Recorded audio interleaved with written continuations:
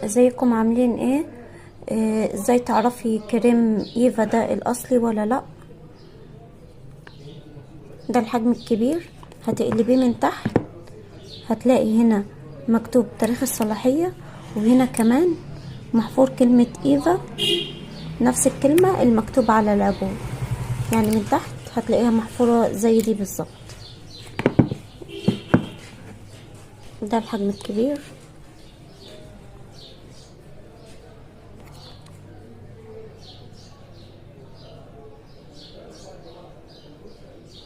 مية وسبعين جرام.